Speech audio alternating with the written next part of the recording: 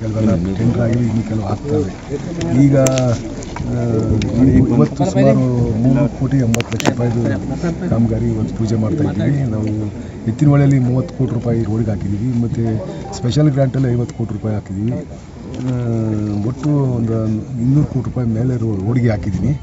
ಎಲ್ಲ ಅಪ್ರೂವಲ್ ಆಗಿ tender ಹಂತದಲ್ಲವೇ. Tender ಕೆಲವೆಲ್ಲ ಟೆಂಡರ್ ಆಗಿದ್ದಾವೆ, ಕೆಲವೆಲ್ಲ ಅಗ್ರಿಮೆಂಟ್ ಆಗಬೇಕಾಗಿತ್ತು. ಆದರೆ ಎಲ್ಲ ಕಡೆಗೂ ಕೂಡ ಮಾಡ್ತಕ್ಕಂಥದ್ದು ಮಾಡ್ತೀವಿ.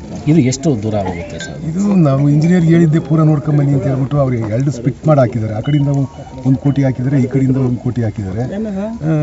ಮಧ್ಯದಾಗೆ ಉಳ್ಕೊಳ್ಳುತ್ತೆ ಅಂತಾರೆ. ನೋಡೋಣ, ಉಳ್ಕೊಂಡ್ರೆ ಅದನ್ನು ಕಂಪ್ಲೀಟ್ ಮಾಡಿಸೋಕ್ಕೆ ತಿರ್ಗಾ ಹಾಕ್ಕೊಳ್ತಕ್ಕಂಥದ್ದು. ಗುಬ್ಬಿಯಲ್ಲಿ ವೈಟ್ ಟಾಪಿಂಗ್ ರಸ್ತೆ ಇದಾಗ್ತೈತೆ. ಸಾರಿಗೆ ವ್ಯವಸ್ಥೆನೂ ಕೂಡ ಅದು ರಸ್ತೆ ಬದಲಾವಣೆ ಮಾಡ್ಯಾರೆ. ಅದು ಎಲ್ಲಿಂದ ಎಲ್ಲಿಗೆ ಹೋಗುತ್ತೆ? ಎಲ್ಲ ಬಸ್ಗಳು ಮಾತ್ರನಾ ಇಲ್ಲ ಬೇರೆ? ಇಲ್ಲ, ನಾವು ಬಸ್ಗಳು ಮಾತ್ರ ಮಾಡಿದ್ದೀವಿ. ಲೈಟ್ ವೆಹಿಕಲ್ ಯಾವುದೂ ಮಾಡಿಲ್ಲ. ಬಸ್ಗಳು ಈ ಕಡೆಯಿಂದ ಹೋದವು ನಮ್ಮಲ್ಲಿ ಚೋಳೂರು ರೋಡಲ್ಲಿ ನಿಲ್ಲಿಸ್ತವೆ. ಚೋಳೂರು ರೋಡಿಂದ ಗುಬ್ಬಿಗೆ ಮಿನಿಗೆ ಬಸ್ಗಳು ಬಿಟ್ಟಿದ್ದೀವಿ. ಅದರಲ್ಲಿ ಹೋಗೋಂಗೆ ಒಂದು ಸೈಡು ಆ ಕಡೆಯಿಂದ ಬರೋಂಗೆ ಮಾಡಿದ್ದೀವಿ. ಈಗ ತಿರ್ಗಾ ಈ ಸೈಡ್ ಆಗುವಾಗ ಒಂದು ವೇ ಮಾಡಿದ್ದೀವಿ. ಬಸ್ಗಳಿಗೆ ಮಾತ್ರ, ಬೇರೆ ವೆಹಿಕಲ್ಗಳಿಗೆ ಆಗೋದಿಲ್ಲ. ಲಾರಿಗಳು ಅಲ್ಲಿ ಹೋಗೋಕ್ಕಾಗಲ್ಲ. ಬಸ್ಸು ಮತ್ತು 2 ವೀಲರ್ 4 ವೀಲರ್ ಹೋಗ್ಲಿಕ್ಕೆ ತೊಂದರೆ ಇಲ್ಲ. ಭ್ರಷ್ಟಾಚಾರದ ವಿಚಾರ ಸಂಬಂಧಪಟ್ಟಂಗೆ ಉಪಲೋಕಾಯುಕ್ತರು ಒಂದು ಹೇಳಿಕೆನ ನೀಡ್ತಾರೆ. ಆ ಹೇಳಿಕೆ ಬೆನ್ನಲ್ಲಿ ಆಡಳಿತ ಪಕ್ಷ ಮತ್ತು ವಿರೋಧ ಪಕ್ಷ ಆ ವರದಿ ನಮ್ದಲ್ಲ, ಆ ವರದಿ ನಮ್ದಲ್ಲ ಅನ್ನೋ ಮಾತುಗಳು ಹೇಳ್ತವೆ. ಅದ್ರ ಬಗ್ಗೆ ಏನು ಹೇಳ್ತಾರೆ? ನಾನು ಭ್ರಷ್ಟಾಚಾರದ ಬಗ್ಗೆ ಏನು ಹೇಳೋಕ್ಕಾಗಲ್ಲ. ಕರ್ನಾಟಕ ರಾಜ್ಯ 5ನೇ ಯಾರಿಗೆ ಗೊತ್ತು ಸರ್? ಯಾರು ಅದಕ್ಕೆ ರೇಟಿಂಗ್ ಕೊಡೋರು? 5ನೇ ಸ್ಥಾನದಾಗ ಐತಿ, 3ನೇ ಸ್ಥಾನದಾಗ ಐತಿ ಅಂತ ಹೇಳ್ಬಿಟ್ಟು ಯಾರು ರೇಟಿಂಗ್ ಕೊಡೋರು? ನಾನು ನೋಡಿದ್ರು ಮುಖ್ಯಮಂತ್ರಿಗಳಿಗೆ ಸಿದ್ದರಾಮಣ್ಣ ಅತ್ಯಂತ ಪ್ರಾಮಾಣಿಕವಾಗಿರ್ತಕ್ಕಂಥ ಮುಖ್ಯಮಂತ್ರಿಗಳು ಅಂತ ನಾನು ಅಂದ್ಕೊಂಡಿದ್ದೀನಿ. ಇದುವರೆಗೂ ಅವರಲ್ಲಿ ಆ ರೀತಿ ಭ್ರಷ್ಟಾಚಾರ ನಾವು ನೋಡಿಲ್ಲ. ಇರೋದ್ರಾಗೆ ಪ್ರಾಮಾಣಿಕ ವ್ಯಕ್ತಿ. ಫೈನಾನ್ಸ್ ಸಿಸ್ಟಮನ್ನು ಸ್ಟ್ರೀಮ್ ಲೈನಿಗೆ ತಂದು ಒಳ್ಳೆ ರೀತಿ ಆಡಳಿತ ನೀಡ್ತಾವ್ರೆ ಅಂತ ಅಂದ್ಕೊಂಡಿದ್ದೀನಿ. ಆ ಥರನೇ ಹೋಗ್ತಾವ್ರೆ ಅಂತ ನಾನು ಕೂಡ ಭಾವಿಸಿದ್ದೀನಿ. ಆದರೆ ನಮ್ಮ ಸರ್ಕಾರದಲ್ಲಿ ವಿಶೇಷವಾಗಿ ಸಿದ್ದರಾಮಣ್ಣ ಅವರು ಭ್ರಷ್ಟಾಚಾರದ ತೊಡಗಿರೋದೆಲ್ಲ ತಪ್ಪು. ಅಶೋಕ್ ಅವರು ಸಿದ್ದರಾಮಯ್ಯ ಯಾಕೆ ಸರ್ ಮೊನ್ನೆ ಕೊಡ್ತೀರಾ? 2019ರಲ್ಲಿ ಅಂತಂದ್ರೆ 12 ತಿಂಗಳು ಹಿಂದೆ ನಡೆದಿದ್ದು ಅಂತಂದರೆ 2019ರಲ್ಲಿ ನೀವು ಕೂಡ ಮಂತ್ರಿ ಆಗಿದ್ರಿ. ಆ ಸಂದರ್ಭದಲ್ಲಿ ಏನಾದರೂ ಭ್ರಷ್ಟಾಚಾರ ಕರ್ನಾಟಕ ರಾಜ್ಯದಲ್ಲಿ 5ನೇ ಸ್ಥಾನ ತಲುಪ್ತಾ ಅಂತ ಪ್ರಶ್ನೆ. ಗೊತ್ತಿಲ್ಲ ಸರ್, ನಾನು ಕೊಟ್ಟಿದ್ದ ಖಾತೆ ಯಾವ sir? Small scale industry sir. ಆದರೆ ನೀವು ಅದಕ್ಕೆ ಬಜೆಟ್ನ ದುಡ್ಡೇ ಇಕ್ಕಲ್ಲ. ಸ್ಮಾಲ್ ಸ್ಕೇಲ್ ಇಂಡಸ್ಟ್ರಿ ಅದು ಪ್ರೈವೇಟಲ್ಲಿ ಡೆವಲಪ್ ಮಾಡಬೇಕು. ನಮ್ಮದು ಕಂಪ್ನಿ ಇದ್ದಂಗೆ ಅದು. ಹಾಗೆ ಡೆವಲಪ್ ಮಾಡಬೇಕು. ಯಾವ್ದಾರ ಇಂಡಸ್ಟ್ರಿ ಡೆವಲಪ್ ಮಾಡಿ ನಾವು ಕೊಡೋದು ಅಷ್ಟೇ.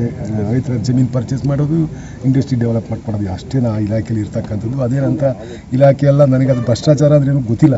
ಅಲ್ಲ, ನಿಮಗೆ ಗೊತ್ತಿಲ್ಲ. ಅದೇ ಆಗಿರೋದು 19ರಲ್ಲಿ ಆಗಿದ್ದು ಯಾರ ಸರ್ಕಾರದಲ್ಲಿ, ಯಾರ ಅವಧಿಯಲ್ಲಿ, ಯಾವಾಗ ಯಾರು ಬಾಯಿ ಚಟಕ್ಕೆ ಏನೇನು ಹೇಳೋರಿಗೆಲ್ಲ ನಾನು ಹೆಂಗೆ ಗೊತ್ತಾ ಹೇಳಿ? ಇವ್ರು ಯಾವ ಮಾನದಂಡ ಇಟ್ಕೊಂಡು ಅಶೋಕ್ ಅವ್ರು ಹೇಳ್ತಾವ್ರೆ ಇಷ್ಟು ಪರ್ಸೆಂಟು ಅಷ್ಟು ಪರ್ಸೆಂಟು ಅಂತಾರಲ್ಲ, ಯಾವುದು ಮಾನದಂಡ ಇಟ್ಕೊಂಡವ್ರೆ ಹೇಳ್ಕೊಂತಾರೆ ಅಷ್ಟೇ. ಅದ್ರ ಬಗ್ಗೆ ಯಾಕೆ ಚರ್ಚೆ ಮಾಡ್ತೀರಾ ಬಿಡಿ. ಇತ್ತೀಚೆಗೆ ಚುನಾವಣೆ ಅಧಿಕಾರ ಮುಗಿದಿದೆ. ಅದ್ರ ಜೊತೆಗೆ ZPTP ಮುಂದೆ ಸರ್ಕಾರ ಏನಾದರೂ ಮಾಡೋದು ಸರ್? ಚುನಾವಣೆ ಸರ್ಕಾರ ಈಗ ZPTP ಆಗಿ ಸುಮಾರು ವರ್ಷಗಳು 5 ವರ್ಷ ಆಗೋಯ್ತು, 4 ವರ್ಷ ಆಗೋಯ್ತು. ಅದೇ ಕೋರ್ಟಲ್ಲಿ ಆಗೋಗಿ ಕೋರ್ಟಲ್ಲಿದೆ. ನೋಡ್ಬೇಕು. ಅದಕ್ಕೂ ಮೊದಲು ಈಗ ಗ್ರಾಮ ಪಂಚಾಯತಿ ಚುನಾವಣೆ ಏಪ್ರಿಲ್ 5 ಮಾಡ್ತೀವಿ ಅಂತ ಹೇಳಿದ್ದಾರೆ. ಗ್ರಾಮ ಪಂಚಾಯತ್ ಘೋಷಣೆ ಆಗೈತೆ ಅಂತ ಮಾಡ್ತೀವಿ ಅಂತ ಹೇಳಿದ್ದಾರೆ ಗ್ರಾಮ ಪಂಚಾಯತ್. ಇತ್ತೀಚೆಗೆ DC ಅವರು ಗುಬ್ಬಿಗೆ ವಿಸಿಟ್ ಮಾಡ್ತಾರೆ. ಆ ಸಂದರ್ಭದಲ್ಲಿ ಸರ್ಕಾರಿ ಶಾಲೆಗಳಿಗೆ ವಿಸಿಟ್ ಮಾಡಿದಂಥ ಸಂದರ್ಭ ಸರ್ಕಾರಿ ಶಾಲೆಗಳಲ್ಲಿ ಮಕ್ಕಳು ಸರಿಯಾಗಿ ಓದೋಕ್ಕೆ ಬರಲ್ಲ ಅನ್ನೋದನ್ನು ಮನಗಂಡು ಅವರು ಅಲ್ಲಿನ ಅಧಿಕಾರಿಗಳಿಗೆ ಎಚ್ಚರಿಕೆ ಕೊಡುವಂಥದ್ದಾಗ್ತದೆ. ಎಲ್ಲೊಂದು ಕಡೆ ಸರ್ಕಾರಿ ಶಾಲೆಗಳ ಅವನತಿಗೆ ಶಿಕ್ಷಕರು ಸರಿಯಾಗಿ ನಡ್ಕತ್ತಿಲ್ವ ಅನ್ನೋದು ಪ್ರಶ್ನೆ ಆಗಿದೆ ಸರ್. ಸರಿ, ಇಲ್ಲ ಆ ಥರ ಏನಿಲ್ಲ. ನಾನು ಕೂಡ ಎಲ್ಲ ಶಿಕ್ಷಕರು, ನಮ್ಮ ಮುಖ್ಯ ಶಿಕ್ಷಕರನ್ನ ಕರೆದು ಒಂದು ಮೀಟಿಂಗ್ ಕೂಡ ಮಾಡಿದ್ದೀನಿ. ಅವ್ರಿಗೆ ಶಿಕ್ಷಕರು ನೈತಿಕ ಮಟ್ಟ ಕುಸಿತೈತಿ ಅಂತ ಕಾಣಿಸುತ್ತೆ. ಅವರಿಗೆ ಪ್ರಾಮಾಣಿಕತೆಯಿಂದ ವಹಿಸಿರ್ತಕ್ಕಂಥ ಕೆಲಸ ಮಾಡಬೇಕು. ಈಗ ಹಳೆ ಶಿಕ್ಷಕರಿಗೆ TCH ಮಾಡಿದ್ರೆ ಕೆಲಸ ಕೊಡೋರು. ಈಗ ಆ ಥರ ಇಲ್ಲ. ಹೊಸ ಸಿಸ್ಟಮ್ ಮಾಡಿರೋದ್ರಿಂದ ಮುಂದೆ ಬರ್ತಕ್ಕಂಥ ಟೀಚರ್ಸ್ ಎಲ್ಲ ಪ್ರತಿಭಾವಂತರು ಬರ್ತಾರೆ ಅಂತ ನಾನು ಭಾವಿಸ್ತೀನಿ. ಆ ಥರ ಆದರೆ ಪರವಾಗಿಲ್ಲ, ಒಳ್ಳೆ ಶಿಕ್ಷಣ ಕೊಡ್ತಾರೆ. ಸರ್ಕಾರಿ ಶಾಲೆನೂ ಕೂಡ ಆ ಥರ ಇರಲ್ಲ. ನಮ್ಮ ಸರ್ಕಾರಿ ಶಾಲೆಗೆ ಸೇರೋರು ಯಾರು ಬುದ್ಧಿವಂತರು, ದುಡ್ಡಿರೋರು ಎಲ್ಲ ಪ್ರೈವೇಟಿಗೆ ಸೇರಿಸ್ತಾರೆ. ಯಾರೋ ಬಡವ್ರ ಮಕ್ಕಳು ಇವ್ರನ್ನ ಸರ್ಕಾರಿ ಶಾಲೆಗೆ ಸೇರಿಸ್ತಕ್ಕಂಥದ್ದು. ಅಲ್ಲಿ ಕಲಿಕಾ ಮಟ್ಟ ಸುಧಾರಣೆ ಮಾಡೋಕ್ಕೆ ಸರ್ಕಾರ ಅನೇಕ ಕ್ರಮಗಳನ್ನ ಕೈಗೊಳ್ತಾ ಇದ್ದೀವಿ. ಆದರೂ ಕೂಡ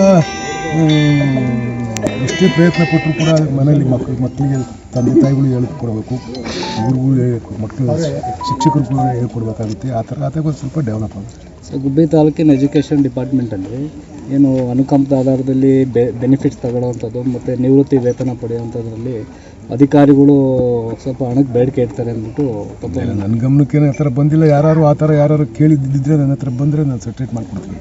ಅವ್ರ ಮೇಲೆ ಕ್ರಮ ಕೈಗೊಳ್ಳೋದು ಮಾಡ್ತೀನಿ. ಯಾರು ಕೇಳಿದ್ದು ಇದ್ದರೆ ನಿರ್ದಿಷ್ಟ ಪ್ರಕರಣಗಳಿದ್ದು ನನಗೆ ಗಮನಕ್ಕೆ ತಂದರೆ ನಾನು ಅವ್ರ ಮೇಲೆ ಕ್ರಮ ಕೈಗೊಳ್ಳೋಕೆ ಹೇಳ್ತೀನಿ. ಸರಿ.